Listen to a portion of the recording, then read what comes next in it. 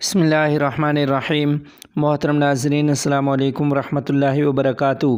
نہایت رنج و غم کے ساتھ آپ کو یہ اطلاع دی جا رہی ہے کہ 60 سال سے زیادہ عرصہ جامعہ اشرفیہ نیلا گنبد لاہور میں قرآن مجید کی خدمت کرنے والی عظیم شخصیت حضرت قاری محمد صدیق صاحب آج دار فانی سے دار بقا کی طرف انتقال کر گئے ہیں۔ انا للہ و انا الیہ راجعون۔ ان للہ ما اخذ ولہ ما اعطی وکل شیء عندہ باجل مسمی۔ حضرت رحمۃ اللہ علیہ کی نماز جنازہ انشاءاللہ جامعہ اشرفیہ مسلم ٹاؤن لاہور میں نماز جمعہ کے فوراً بعد ادا کی جائے گی۔ یاد رہے کہ جامعہ میں نماز جمعہ 1:30 بجے ادا کیا جاتا ہے۔